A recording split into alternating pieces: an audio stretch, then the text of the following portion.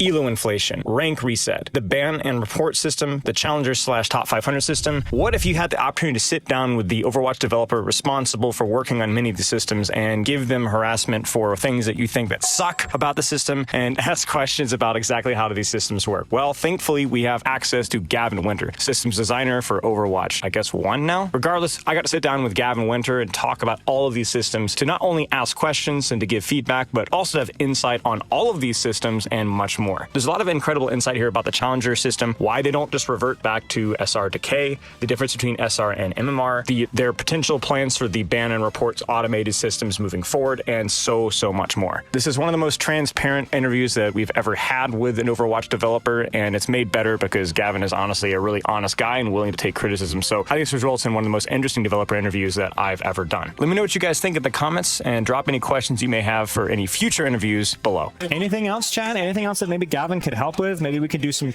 quick Q&A if you're down. Apply says he loves On Run, and he's thanking me for it, but I'm the wrong person. I'm not the guy. Yes. Alex Kwok was the designer on On Run. He did a great job. Fun fact, Gavin actually modeled for On Run. Did a lot of the animations. Gavin is a 12th degree black belt, and so a lot to dashing animations. Yeah, a lot of people don't know that. Yeah, he actually can physically do that. It's a beauty to see. Can you troll teammates on the cat? No, you have to accept the ground. Yeah, no, you can't. You can't. So this is going to be a disaster. Well, you can troll teammates with the cat by picking the cat. That's always an option. Yeah. I mean, you could definitely just fly off into the sky and never come back. Yeah. But to be fair, you could pretty much do that with any character. You can do that with any character. Yeah, the cat can kind of go to the moon. Can you please address the ban and report system? Hashtag free derpy. The ban and report system. Yeah, I mean, I can talk about that a little bit. On Team 4, there's a cross Blizzard team that works on, which is funny. Actually, they're in this building right now. Really? This building is the same building that team works in. Okay. Or some of them anyway. And what their specialty is, basically punishing players when they say bad things in chat, bad enough things, you know. And so we're adding a lot more nuance to that system this year. It's lacked nuance in the past. Now, when you say nuance, severity, think about that. Okay, think about scales of severity. Scales of severity, okay. Exactly. And so, like, when someone is going to be using hate speech, we've already improved that last year, actually. So last year we added hate speech terms that kind of like move you toward an action really quickly. Okay. So those are kind of the worst things people say. Yes. And so we've already kind of fixed that problem. But what we haven't really fixed is when people are what I call low-grade toxic. Like Derpy. He's just a butthole. I'm not calling anyone out. Derpy, I see you. I'm not calling anyone out, but that kind of like disruptive behavior is something that the system does tend to punish today, and it probably shouldn't punish it the way that it does. And so we're working on changing those things. Okay. We're looking into how we could, because I don't want to see that person banned personally. I think it's okay if that person is silenced for a very long period of time.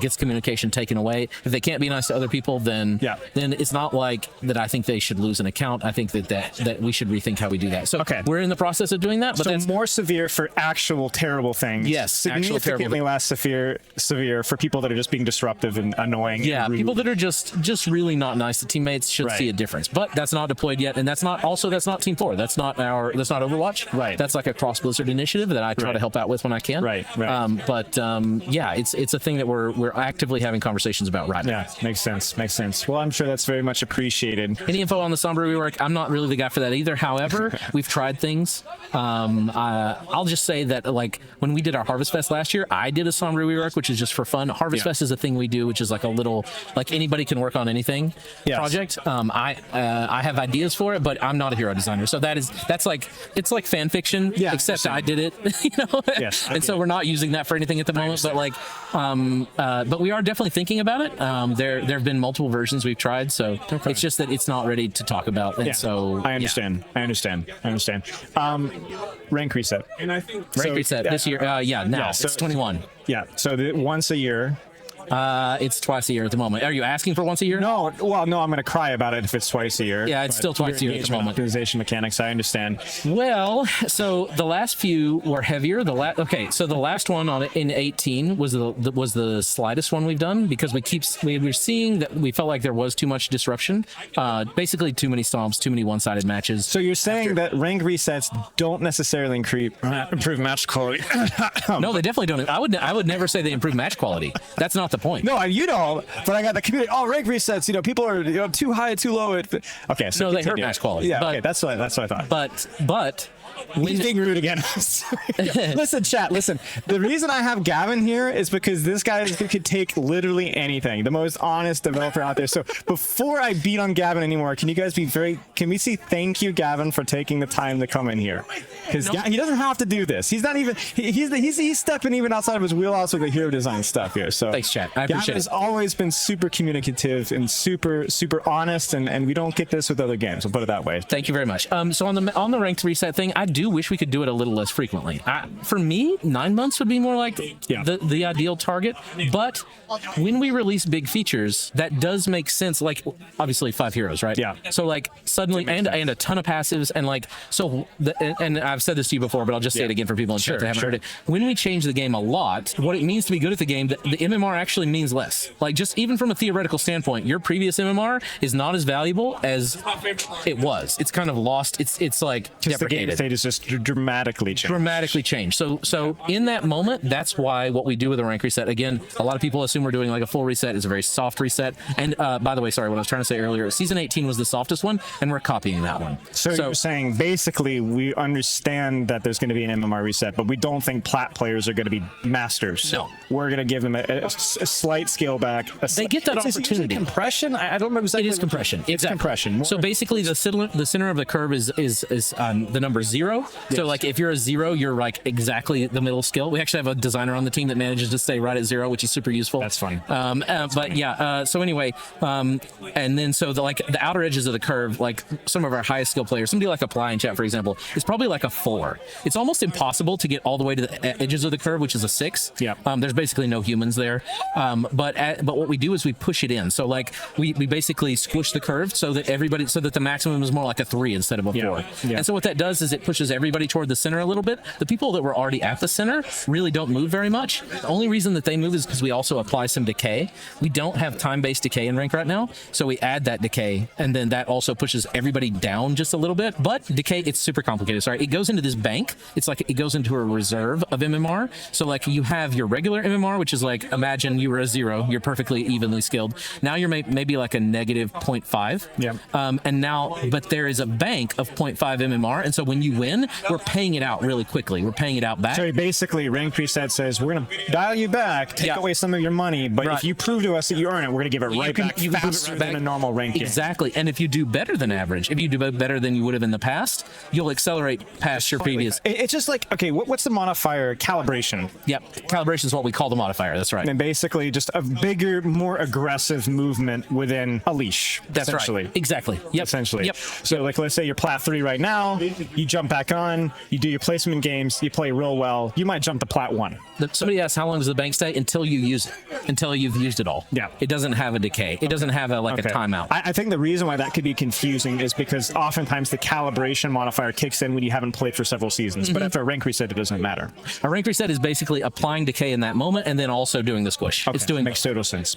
Yeah. So anyway, to your criticism of like us doing them too often, I think that's fair. I'm not like disagreeing with that. I know it's not your decision. Well, necessarily. I mean, it is and it isn't. It's like it's a question of like how do we pair that with a big moment? Yes. Because if it's not, and we, we're a team of a lot of artists and engineers and designers that like it's hard to make something that perfectly follows what would be like even neurologically human skill. It'll change over time, right? Yeah. So like when all this art and code and content is finished, it's finished on these pretty specific schedules that we're trying to maintain, right? Yeah. So it's not perfect, but I think it's gotten closer and we've kept tuning it, right? So that like initially we were too extreme. We were resetting people too much, I think, and pushing people down too far. Yeah. So we're not doing that as much anymore. So I don't know.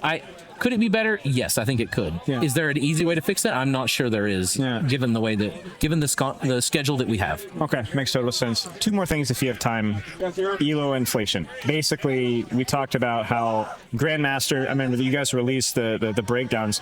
Grandmaster, Master, prior to a couple seasons ago. 18 was the last one that changed it. Yeah, like really hard to get Grandmaster. Like really hard. Like way harder than it's ever been, even going back to Overwatch 1. Like I don't want to say like 10 times harder, but like I can't remember the exact percentage, but like ridiculously hard.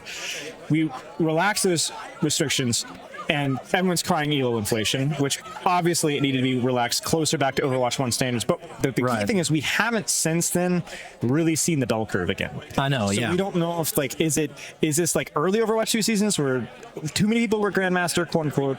Is this like early, like normal Overwatch 1 where just the right amount? Yeah. Like how much has been relaxed? I don't know if you have those stats or if you can talk. I don't know them offhand. I don't have it memorized. So sorry about that. No, that's fine. So we have hit our targets, which was that we wanted there to be more people in champion. We were thinking it's weird that like the vast majority of top 500 wasn't champion, for example. So we wanted, like, it was such a small percentage of people. There were seasons when there were like less than 20 champion players early on, I would say. That definitely wasn't where we wanted it to be. People call it inflation. There is a concept of inflation, and that's not it. So the concept of inflation is like, here's what can cause inflation. It's something like the things we've worked on with cheater compensation. Like, so whenever you lose a game to a cheater and we give your MMR back, that is plus MMR into the system. It's adding MMR that was technically lost that's been regained. So with things like cheater compensation, we have to build bespoke, basically MMR controls to regulate that, like sinks in the system basically, so that we don't overinflate.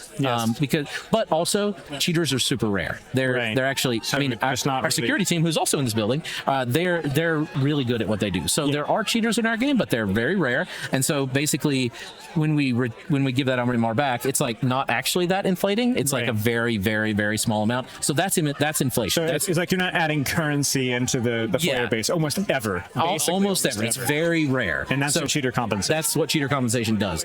People were worried about that when we announced it, and that's a fair worry because it is doing that, but just in such in a minimal way. Right. Which you can obviously just scale back later. We can scale back. Anyways, so back to your point of the decay thing, or sorry, the inflation thing. What we did was an intentional moving of the goalposts for the ranks themselves. We didn't change the way MMR is paid out. We just said that, okay, instead of at 4 MMR, that being champion, now that's Grandmaster. We just redefined. In terms that maybe the morons like myself can understand, if you were Masters 4, Masters 3 last 3 seasons ago, you're probably going to be GM5, GM4 now. Something like that, yes. Because in terms of the percentage breakdown, you should have been Grandmaster in Overwatch 1. You would have been Grandmaster in Overwatch 1. Right. Whereas for several seasons, you had very, very skilled top 0.5% players in Masters 1. They weren't even a Grandmaster, and they weren't even a champion. Right? So we didn't change the MMR. We just changed what the MMR calls itself. Like what it's mapped to. So like your MMR is the same number, like a 3.5 or something if you're very skilled, but like we just made that have a different name. And that to me is like the real question, I think, where if the community would, maybe this is me more begging you, I would love to actually know, what does the bell curve look like now? I know that's one thing that people really want. Because that's the objective rank. Right? Like how much of the community am I better at? That tells me my rank. What I would love to do, actually, and I don't know if we'll be able to do this, but someday I would love to be able to say when you end a ranked match that you are above X% of the population. I think that would I'm good. I think that would get at what people want to know there, without showing the distribution all the time. The distribution is just a spicy thing because we have to talk about it with leadership, and it has to go through a lot of hoops. I understand. And it just takes a lot of time for us to take that to, first of all, even map out the data from the database, but then also to run it through multiple layers. I understand. And so instead, I tend to spend my time making stuff. I understand. I understand. That's why we don't show it as often. Last thing is the challenger system. Lots of tough questions. Oh boy. So I know Aaron had already said in the director's take, it was a couple weeks ago, that you guys are making adjustments. The purpose of the challenger system was not necessarily the engagement, whatever, optimize. It doesn't affect your actual rank whatsoever. It's just the challenger rank. Right. There's no MMR change there. There's no rank change. The idea there was that we want people playing through the season. That's right. We want to reward people for playing later in the season. Right. And you guys have adjusted the heat mechanics and along those lines. The thing that people complain about here, and maybe this is the thing that you can address, is why don't you just add the K, Gavin? Why don't you just add the K? Because it's literally the same thing, right? So I see this everywhere. So why don't you just add the K? That is the main question, And so the reason we didn't do that is because in season 9, of Overwatch 2, which is a game we used to work on, we added a thing where we made your rank be equal to your MMR. They are the same. They're actually SR, MMR, same thing, no differences, nothing going on behind the scenes. There is nothing going on behind the scenes. They are directly linked. Okay, Yes. Which is a spicy change because it means we can't do any like shenanigans anymore. We can't just be like, actually you're this, but you show is this. Yes. And that's what used to happen all the time. Was a lot of rank systems do that. A lot of other games rank systems do that. And for different reasons, there's different goals for that. Sometimes it's just to make people feel good. Sometimes it's because like sometimes people do it for levers. Like sometimes they'll make your rank like go down in a fake way, even though it didn't go down. Because you had a lever in your match or something like that. So there's the only fake thing you guys have, which is not really fake, is the what's the demotion protection? But demotion protection is kind of fake. Visibility. Yes, it's because you're basically from an MMR standpoint, you are below that rank. But we probably shouldn't have done it the way we did. But you're right, it is kind of fake. But that's true. But that's a visual thing. That's not actually what the and everybody doing. knows exactly how it works too. Everybody understands that. Hopefully, probably not. Anyway, sorry. Where was I? We were talking about Challenger. Why not Decay? MMR, SR, same season 9. Right. No lies, it's all truth. Yep. So the reason, what Overwatch 1 did, which is that what we are now? Anyway, so what we did there is we reduced you. I want to say to either 3,800 or 3,900 if you're above that SR. And so sorry for everybody that didn't interact with the SR system as much. It's back kind of in the form of Hero SR, but like that used to be your rank, and so we would take you back to that point artificially. That was not a rank. That was not an MMR change. That was an SR change. So basically, that was where the visual layer and the MMR layer became diverged. So you're saying if we would incorporate Decay again, we would have to divorce MMR and SR. We would either have to do that, or we would have to decay you for real. So you would which then can you imagine the matchmaking disaster? That is the matchmaking disaster. That's the reason why we didn't do it. Let me explain. Hunter right now is the world's best Winston player. Right. He's in chat. So he's rank 1. He camps rank 1 right now, and we've now reintroduced Decay. No more engagement optimize, bunch of Gen Z nonsense. You're decaying, you're not allowed to camp. Okay, so Hunter decays from rank 1 all the way down to rank 100, right? But if the SR and MMR are decoupled, you're not honest with the rank. You're not. You are honest, and now Hunter, the world's best Winston player, is playing in GM5 games. Yep. So it's a real Sophie's choice kind of thing. Right. So there's you're darned if you do and you're darned if you don't. So actually all the engagement optimization here is actually done to preserve the honesty. It was a attempt. I think we made mistakes. I made mistakes. So I'll talk about the mistakes I made first of all. The idea of giving everybody the same amount of score based on the top player, that was a bad idea. Shouldn't have done that. What I was thinking for context for posterity. So it was that we were thinking that it was going to create a moment where you feel like you're in a big game as one of those players that was not the highest skill. And so like I was hoping that it would create like these moments for people, these exciting moments because obviously you see how top ranked games, how they work a lot of the time. You'll have like 1 or 2 champion players sometimes, and then some GMs, and maybe you'll even have a Masters player. Because at that point, the ranks are like the difference is there are so few humans at that rank that it's hard to create a match where they're all going to be the same rank. We do sometimes, but it's hard. So anyway, it was trying to do a fun thing, and that was a dumb idea. I should not have tried to do that. Don't do dumb things. Well, here's the thing. Listen, chat will back me up. If you admit mistakes and fix mistakes, that community is going to be okay with that, right? Community. Maybe.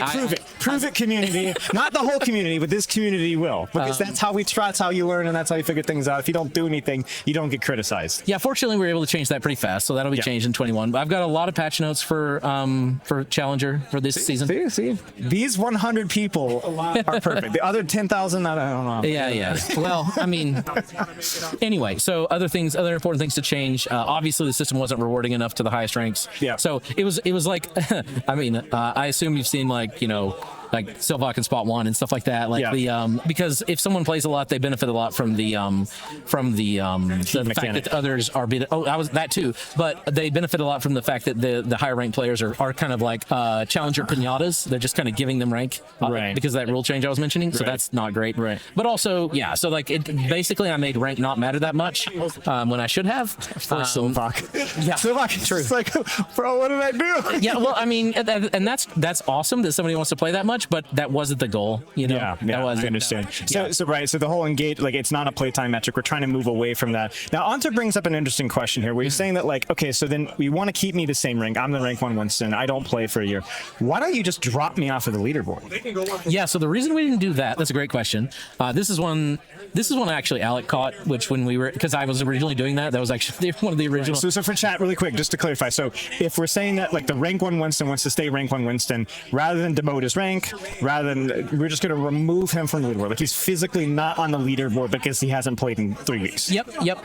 And so the problem with that is that we create this, like, alternate reality leaderboard where there's actually potentially hundreds of people between you and the person right below you or above you, and they just materialize. And they materialize. They come out. They are ships passing in the night, and you can't know.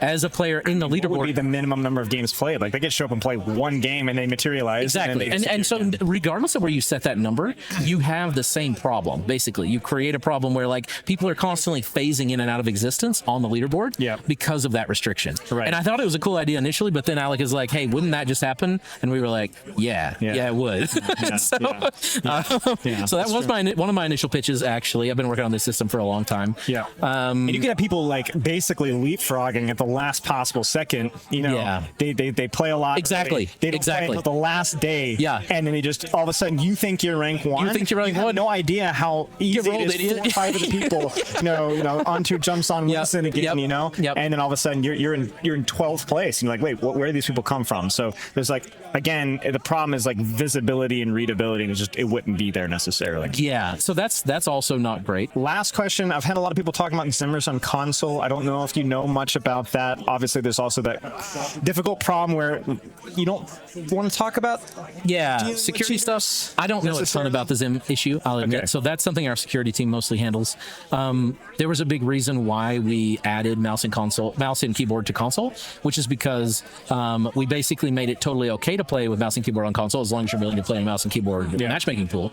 And then if you're playing with a peripheral on console that isn't one of those things, then you look very sus. That's very strange that you're trying to use something like that to play. And so that's kind of why we added that new feature. And that has led to a lot of Zim bans. Zim bans are happening at a pretty fast rate, but maybe we're not catching them fast enough. That's a topic I can't really speak to with accuracy. Sorry about that. No, that's fine. It's also tricky as well, because, like, if you have a few bad actors in high ranks, because the player pool of high ranks is smaller, those bad actors just have so much more of an impact on the larger player base. It's just really difficult to figure that out. 5 new heroes at the start of every season, at the start of every year from now on. I don't know if. No, I don't think that's a thing. I think this is like this big moment that we wanted to have. Your game lasted too long. Disaster. It's that big moment we wanted to have to, but that's one of the reasons. That's the rank reset thing, actually. Because it's a big change. So it's gonna be 5-1-1-1-1, and then we'll see next year. Yeah, I really, again, that's more of an Aaron question. Sorry, that's much bigger than me. I'm a little guy. Fine. That's fine. FOV slider, that one has been asked a couple times. This was with console. Yeah. This is looking suspiciously like I can't answer this question right now. I shouldn't talk about that one yet. I shouldn't talk about that one. Good news, chat. I'm going to interpret this for you guys. That is good. And I can say it because I actually don't have any insight into this, so I can say that's good. Play of the game updates. No big play of the game updates. I keep tuning the score. Obviously, I made some mistakes a few seasons ago when I tuned the score. Like, I tuned it way too much for supports. I want to say it was like season 17. Yeah. And we had some, like, really bad play of the games where, you guys remember. I was trying to, like, make it possible to win with healing, but not only did I make it possible, I made it actually decently likely. And that was not great. It's still possible today. Like a big Zen ult that heals like a jillion heals. That is play of the gameable. And I want that to be the case. But it's a lot more rare now, and so I'm pretty happy with where it is. In terms of, like, play the game feature updates, no, not at the moment. Okay. I just keep tweaking the score a little bit. Cards. Oh yeah. Can we talk? I worked on that. Yeah. They're not called cards anymore. It's called the post-match accolades, PMA for short. Oh my gosh. Yeah, who would do that?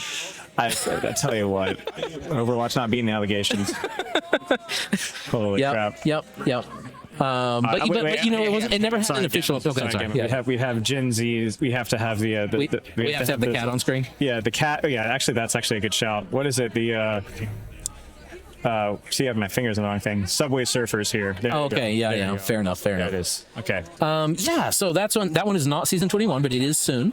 And obviously we wanted to bring it back. I don't know if people caught it in the video. I heard somebody, maybe it was Bro Uack, yell it out. Somebody yelled out about the match voice chat thing. So that's a thing we've got. So, and you're calling this PMA? This PMA is just end of game match voice chat. Now it's opt-in. You can press a button to join and have a perfectly civil conversation. Honestly, Gavin, I respect that so much. I really like this. Talking about you guys, can you imagine the noob hunter clips that are going to come from this? Oh my gosh. Okay, chat's reacting the way I hope they would. Now, obviously, you know, you did such a good job, Ryan. What an amazing player. That's exactly what I expect. Redacted. But this will come out surely with the new changes on the other side. Yes. Yeah. Well, I mean, yeah. Basically, it's very close to that. So yeah. Anyway, a very simple feature. Anybody can join. It is opt-in, so I'm not sure how much people will use it. It's really just for fun, you know. Yeah. Joining it on the losing team. I'm going to be joining from the losing team every game. I will be joining from the losing team every time I lose. So I want to hear it. I want to see how it goes. Okay. Okay. Yeah, I was going to say that this is going to be your little microcosm.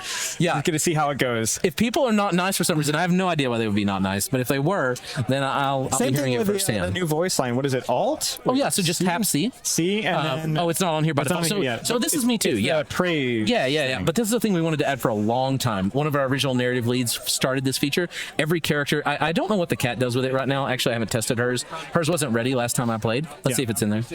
I didn't see it. It might not be hooked up within this build. But you just tap C. Yeah. And that's the like. Oh, so okay. Yeah. Just tap it instead of hold, and it'll do the praise. But you can hear it for a lot of other characters like Cassidy, Ramattra.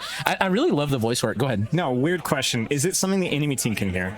No, it's not. Oh, that's the tragic. Because can you imagine the clips? Like, yeah, like blocking Shatter, Ryan goes, "Nice try," you know, or "Great job," you know, and then shatters you back. I do think it's totally valid to use it sarcastically, you know, in those situations when somebody else when they shouldn't and things like that. That's definitely a reason to do it.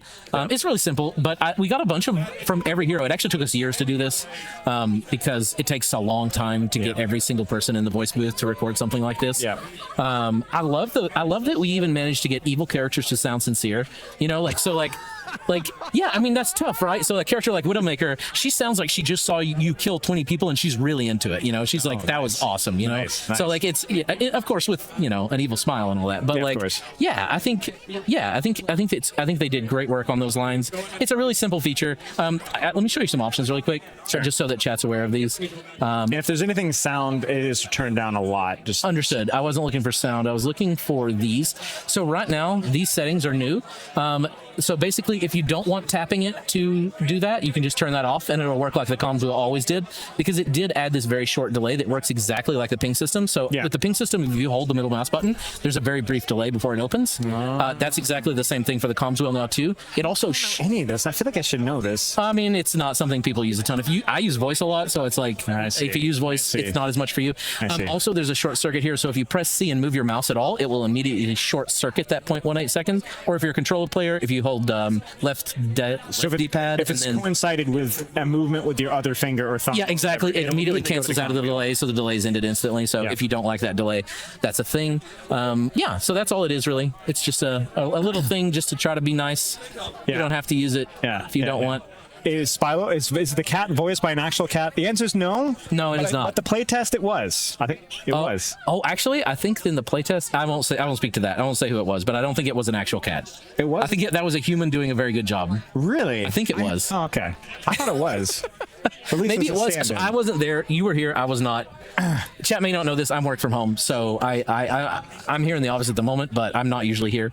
So but so I wasn't here for that playtest. Yeah, the actor hasn't been said, so we can't say. Yeah, but you can definitely Yes. Yep. Can you choose to disconnect from the cat? Yes, you can. It's a button, and it's kind of like a launch, actually. So when you press it, it's actually like, even if you're a character with no mobility, you kind of like, if you're Cassidy, you kind of like launch up when you use the you escape the tractor beam thing there, basically. So you can use that to like go higher. FPS fix, I don't know anything about that, sorry. I mean, I know that we've had FPS issues in the most recent patch. Yeah. I don't know what caused it. It's an engineering thing. I know that they've been asking, like, a lot of creators have been giving feedback about it to the team, so I think they're well aware of it. They're trying to look into it. Right. Is Cascading Rework? No. Doomfist vaulted. Nope. Doomfist is playable. 66 is main mode. Again, that's an Aaron question. I'm sorry. That's not something we're talking about today. That's it's going forward. I mean, not hiding anything. I mean, 5v5 is the mode on the left the most. I don't know that we're trying to say there's a main mode. You know, like 6v6 is in the middle of the screen. Does that make it not a main mode? I kind of disagree. I think you can play whatever you want. 5v5 is currently played more by most people, but like... It is the second most played mode, though. 66 is the second most played mode. That is correct. That is right.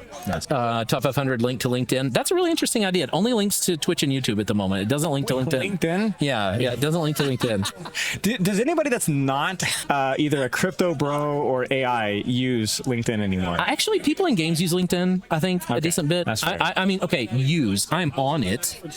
Do I use it actively? No. I kind of despise it. Well, I haven't used it either. Yeah, I mean, I kind of hate it. Find my LinkedIn, actually. Yeah. I think it has the same old cringe picture from like 6 years ago. Yeah, mine's about that old too. Yeah. I think it actually has in my LinkedIn some of my experience working as like a camp counselor. I'm not even sure. Wait, also as a gymnastics instructor. So okay. Nice. You're digging. Algebra tutor. Algebra tutor. That one as well. Can't forget that. Oh, nice. Yeah. They asked about map voting. Has it been a success? I think we are kind of lukewarm on map voting. At least from my point of view, there are things we can do better. We've been thinking about that a lot recently. That's actually been the thing I've been thinking about the most over the past couple of weeks.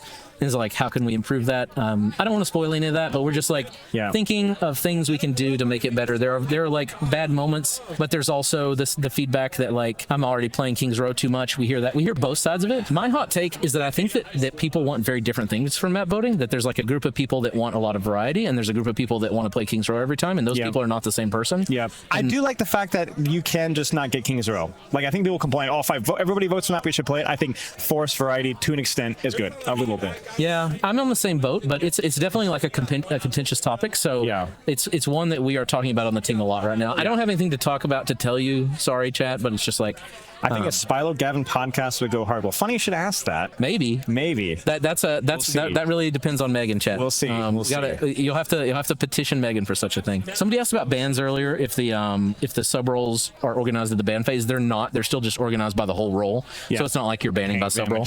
One thing you'll notice is like they are organized alphabetically, but they're organized alphabetically within sub role.